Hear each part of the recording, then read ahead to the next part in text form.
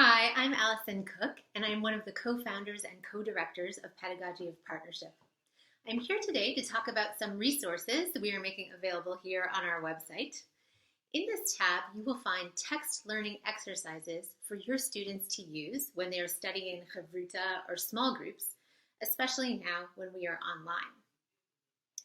So, how many of you have experienced the following scenario in your live classrooms, even before you had to move online?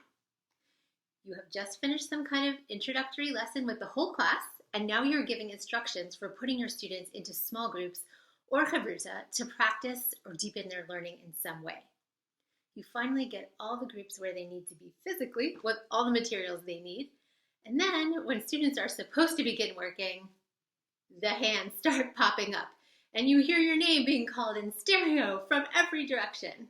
What do we do? I don't get it. And so begins your game of whack-a-mole as you make your way around the room to re-explain the directions and get each group started with their own private tutorial. In our work with Jewish studies teachers, we call this phenomenon the Chavruta fairy phenomenon, where the teacher has to go around with her magic wand and ding every Chavruta to get started. Not only is this phenomenon a waste of time and frustrating for students and teachers, but also it runs counter to a core goal that we have as educators, which is to help our students learn to take responsibility for one another and for their learning without the constant direction of a teacher. So how do we help students reach this goal? One of the most important ways we can do this is to initiate our students into routines and protocols that they can use when working with one another and with texts in order to maximize students' presence and their engagement with one another. In this tab, you will find a set of Pedagogy of Partnership online learning exercises. These exercises are protocols. So what are protocols? Protocols are step-by-step directions guiding students as to how to interact with one another and the text. These protocols act like a classroom GPS that will tell students what they need to do in order to get to their destination. Protocols are the low-tech technology that actually enables a teacher to be in 10 places at one time. Protocols should be used over and over again so students can get better at them and then begin to internalize them. Students need to practice using protocols until they seem natural. This is quite similar to a sports team that runs drills. A team starts out with some core fundamental components and builds on them over time, often into extremely sophisticated patterns of interaction. And this helps their group, their team, build a kind of muscle memory and be responsive to one another and what is happening on the field. The same kind of thing is actually true when we study text with others. Particularly at this time, the use of these protocols can give students a sense of security. They know what's expected of them and how to engage with the material and with one another.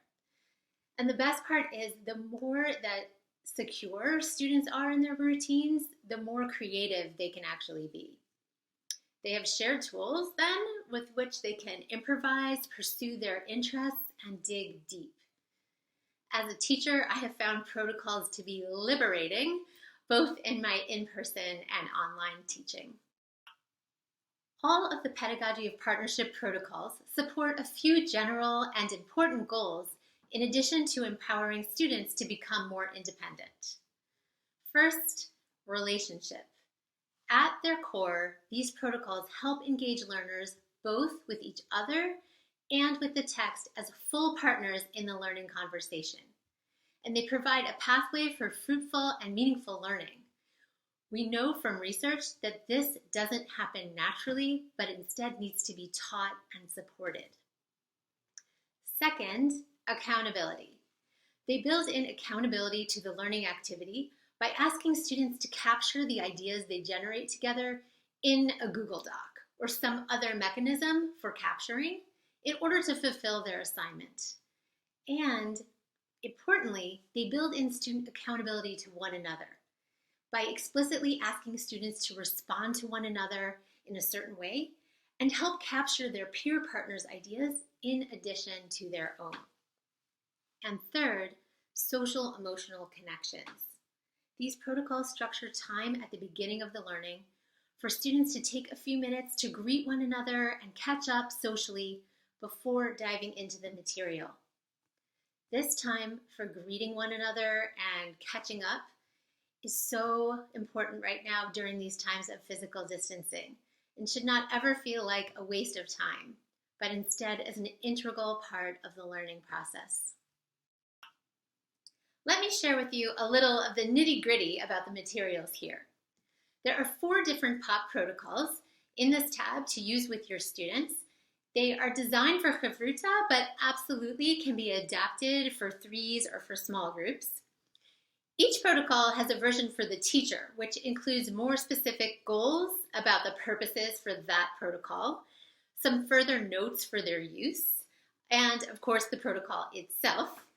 We've also included an example of a template that you can customize and adapt for your students so they can capture their ideas. These templates function like a graphic organizer, and you can share these with your students on a Google Doc, which of course is a great way for students to be able to collaborate with each other within their groups. Each protocol also has a student-ready version that you can just share directly with your students. And in the coming weeks, we will share additional protocols as well as warm-up and reflection exercises for online learning. I want to thank all of you, teachers and educators, for working your hearts out to provide your students with community and caring and learning during these challenging times. Thank you for your work, and thanks for popping by.